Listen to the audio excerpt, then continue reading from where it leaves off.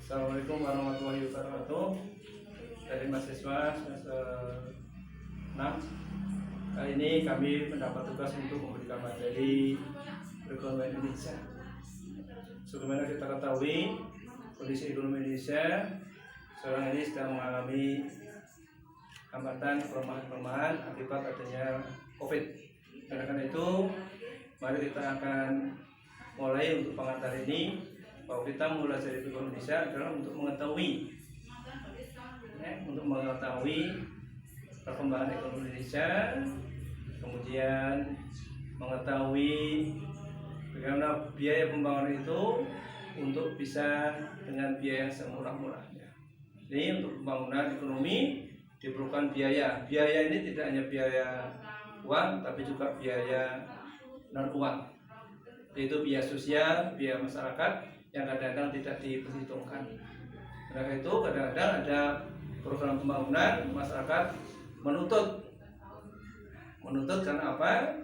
Tanpa dilibatkan dalam proses perencanaannya. Karena itu kali ini Republik Indonesia dengan silabus ya. Yang pertama kita akan membahas tentang berbagai hal yang berkaitan dengan ekonomi Indonesia. Itu materi yang pertama, pendahuluan. Yang kedua tentang sistem ekonomi Indonesia. Yang ketiga struktur ekonomi Indonesia. Keempat kebijaksanaan, kemudian APBN, kemudian analisa perdagangan internasional, kemudian itu sebagai bahan ujian. Kemudian dilanjutkan setelah semester analisa ekspor impor, analisa kebijakan moneter, analisa kebijakan fiskal, industri dan industrialisasi, analisis perdagangan internasional, analisis pendapatan nasional, analisa distribusi pendapatan nasional, analisa capital output ratio. Itu yang rencana kita akan bahas pada semester 6. Karena itu nanti mahasiswa bisa melihat isi akad dari materi perekonomian Indonesia. Literatur yang dipakai perekonomian Indonesia karangan Dumairi, ini yang pokok, terbitan UGM. Yang kedua Kapita Selekta, ini juga UGM. Kemudian Prospek Ekonomi Indonesia, ini dari UI. Kebijakan Keuangan Negara, ini dari Universitas Indonesia. Kemudian sistem ekonomi Indonesia, kemudian neraca perdagangan internasional. Itu bahan-bahan yang saudara untuk bisa membaca sebagai tugas kelompok nanti bersama-sama. Baik saudara sekalian, dengan catatan bahwa mahasiswa wajib mengikuti kuliah, karena di kuliahnya pakai si akad dengan YouTube, jika Anda nanti mengikuti, waktunya tidak lama, sekitar 10-15 menit. Maksud sekalian, mahasiswa wajib menyiapkan tugas-tugas untuk dikumpulkan baik secara mandiri maupun kelompok. Kemudian wajib ikut ujian tengah semester maupun akhir semester. Jadi ujian wajib dipenuhi, karena kalau tidak ada ikut ujian maka dinyatakan tidak lulus. Jadi itu sekalian secara singkat materi tentang perekonomian Indonesia. Baik sekalian, nanti di akad silakan Anda buka perekonomian Indonesia. Ya, jadi ekonomi Indonesia kita sekarang sedang menuju ke tujuan cita-cita. Untuk tujuan cita-cita ini kita akan melihat yang pertama tentang pembangunan nasional. Pembangunan nasional ini akan kita lihat dari struktur ekonomi Indonesia. Jadi struktur Indonesia ini yang menggambarkan tentang apa saja ekonomi Indonesia itu dikelompokkan, disusun. Nah, struktur Indonesia ini akan terlihat dari misalnya pendapatan nasional, komponen-komponen pendapatan nasional. Nah, komponen pendapatan nasional ini struktur ini perbandingan antara sektor yang satu dan sektor yang lain. Sektornya ada 9 dikelompokkan, yang lain bisa lebih dari itu. Pengelompokannya cukup 9. Perdagangan, pertanian, pertambangan, kemudian pembangunan, kemudian keuangan dan seterusnya. Struktur tadi, perbandingan tadi dipengaruhi oleh kebijakan-kebijakan pemerintah. Jadi kebijakan itu pada dasarnya untuk mempengaruhi bagaimana struktur ekonomi itu tadi bisa berubah pertama baik. Jadi sekarang misalnya UKM sebagai bagian dari ekonomi Indonesia, untuk dirubah kebijakannya apa? Ada bantuan, ada pelatihan. Ini kebijakan yang dibuat oleh pemerintah. Kebijakan-kebijakan tadi berarti dari APBN, kebijakan APBN, bagaimana sumber bantuan-bantuan dari APBN. Kemudian kebijakan moneter yang berkaitan mengatur jumlah uang. Kemudian kebijakan fiskal, bagaimana kebijakan industri dan industrialisasi, investasi. Ini untuk yang mempengaruhi struktur ekonomi Indonesia.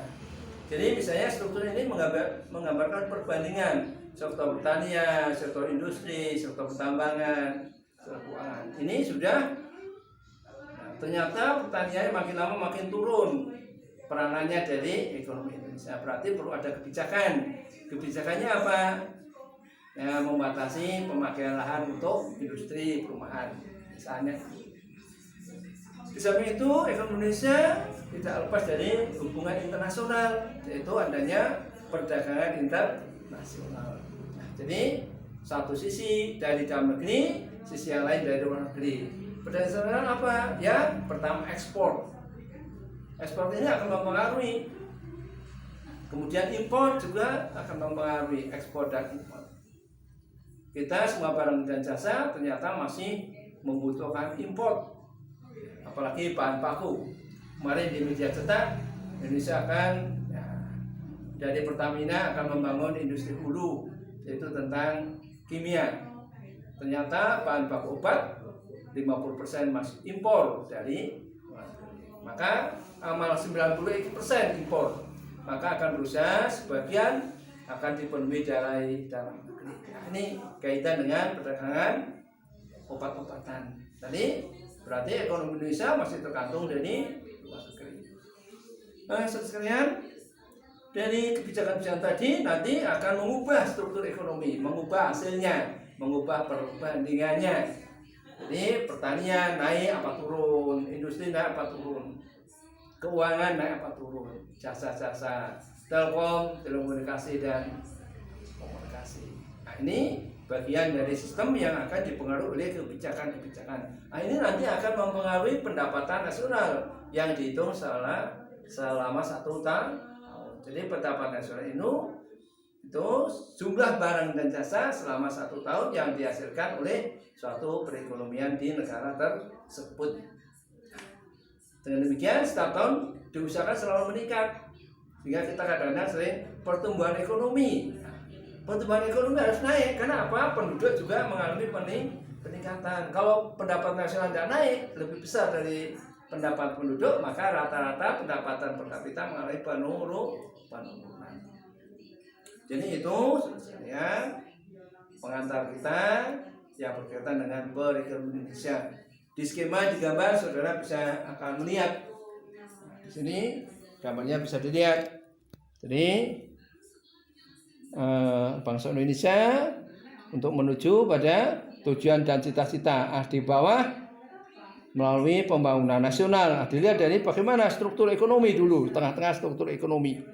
Struktur ekonomi ke kiri ini perdagangan internasional, ke bawah kebijakan-kebijakan atau policy yang dibuat oleh pemerintah untuk mempengaruhi struktur ekonomi. Kebijakannya bisa lewat APBN, moneter, pajak, industrialisasi, investasi dan seterusnya. Dari ke atas kebijakan tadi ada peraturan, ketentuan yang digunakan untuk mencapai tujuan tertentu, itu kebijaksanaan. Ini nanti tugas kelompok mengumpulkan tugas kebijakan-kebijakan oleh pemerintah selama cukup selama masa Jokowi untuk memimpin sebagai presiden. Kebijakan apa? Nah, kaitannya kalau kesehatan kebijakan COVID, dan seterusnya, PSBB dan seterusnya. Jadi itu yang berkaitan ya, gambaran outlook perekonomian Indonesia secara keseluruhan. Jadi nanti saudara silakan di YouTube ada Perekonomian Indonesia lewat sistem Siakat untuk bisa melihat gambaran ekonomi Indonesia apa saja yang akan dibahas. Nah, saudara nanti ada tugas kelompok dan tugas mandiri. Silakan nanti membentuk kelompoknya 5 orang secara bebas, baik untuk kelas A, kelas B maupun kelas C. Ya, ini tugas salah satunya untuk kebijaksanaan yang dikeluarkan oleh pemerintah. Jadi itu saudara sekalian, pengantar pertemuan kita pertama ini mudah-mudahan memberikan semangat pada masa COVID. Jadi kembali ekonomi Indonesia dipelajari untuk bisa mengetahui bagaimana biaya yang harus ditanggung yang dikeluarkan oleh pemerintah. Contohnya sekarang ada misalnya pengeluaran untuk UMKM, untuk bantuan langsung tunai. Jadi itu pada dasarnya BLT itu tadi sampai pada masyarakat bisa mengkonsumsi. Karena barang-barang yang dihasilkan tanpa dikonsumsi ya perusahaan tidak akan bisa berjalan. Hanya sayangnya kadang-kadang biaya yang diterima tidak digunakan untuk membeli barang dan jasa yang ada di lingkungan, tapi hanya untuk membeli pulsa. Jadi uangnya kembali ke Jakarta lagi. Tapi kalau diberi untuk barang-barang yang ada di lingkungan masyarakat, maka kegiatan masyarakat akan bisa tumbuh dan berubah. Jadi tidak ada masalah krisis. Itu sebenarnya demikian pengantar kami. Selamat sore, selamat mengikuti, selamat belajar. Sekali lagi belajar dengan mandiri, dengan kelompok untuk mengerjakan sesuatu. Demikian, mudah-mudahan Allah memberikan kekuatan pada masa COVID ini. Kami mengharapkan untuk bisa bertemu tatap muka. Karena apa? Kita nanti ada hitungan-hitungan yang harus diselesaikan secara teknis. Mudah-mudahan yang akan datang setelah tengah semester bisa tatap muka di muka kelas. Sekian, Assalamualaikum warahmatullahi wabarakatuh.